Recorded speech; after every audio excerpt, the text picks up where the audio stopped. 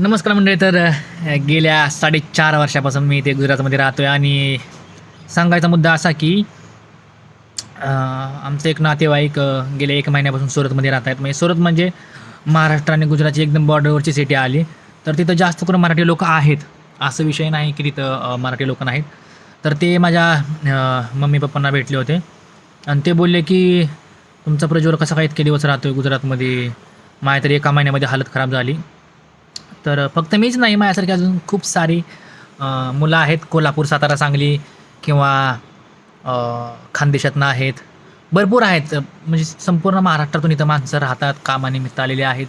काही पहिल्यापासूनच इथं स्थायिक आहेत.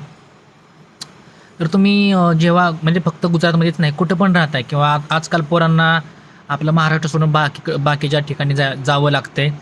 करिअरसाठी म्हणा, एज्युकेशनसाठी म्हणा. मी तर इथं एज्युकेशनसाठी आलो होतो, माझं मास्टर्स कंप्लीट करण्यासाठी.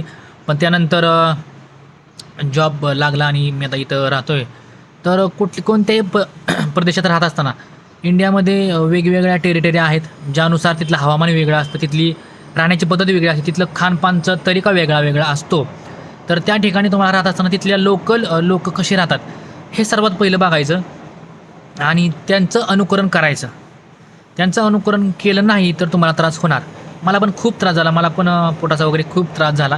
पण त्यानंतर मी स्वतःचाच अभ्यास केला की आपल्याला काय केलं पाहिजे आणि काय नाही केलं पाहिजे. आपण नक्कीच पश्चिम महाराष्ट्रातून येतो किंवा मराठी लोक येतो, आपल्याला नॉनव्हेजची आवड असते, सर्व आवड असते. पण या ठिकाणी नॉर्मल टेम्परेचरच 40-45 असतं. अगदी पावसाळी वातावरण जरी असतं तरी पण 38-40चं टेम्परेचर असतं. म्हणजे ह्युमिडिटी एवढी असते की काय बोलायला नको. तुमच्या शरीरातून इतका घाम जातो. मग घामावाटे आपले वेगवेगळे मिनरल्स, आयन्स वगैरे सर्व शरीरातून निघून जातात. मग एकदम वीकनेस येतो. त्यामुळं इथं गुजरातमध्ये राहत असताना प्रत्येक जेवणामध्ये बटर मिल्क म्हणजे ताक, जे इथं छाज बोलतात, ते इन्क्लूड करा किंवा अजून खूप अशी दही आहे, हे इन्क्लूड करा.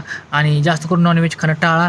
महिन्यातून एकदा दोनदा ठीक आहे. कधी रूमवर बनवलं तुम्ही तुमच्या मित्रांसोबत पीजीवरती वगैरे तर ठीक आहे.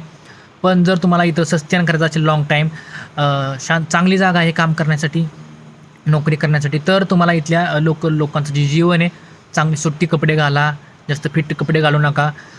तरच तुम्ही इथं सर्वाईव्ह करू शकता. मेन गोष्ट खाण्याची असते. खाण्यामध्ये तुम्ही थोडंसं कमी, आपला घाटी मसाला असो किंवा मालवणी मसाला असो, यामध्ये गरमाई जास्त असते, तिखट जास्त खातो, तर थोडंसं कमी करा. नक्कीच तुम्हाला चांगलं इथं करिअरला चांगला एक टेकओव्हर भेटेल. एवढंच सांगायचं होतं, बाकी काहीच नाही. धन्यवाद.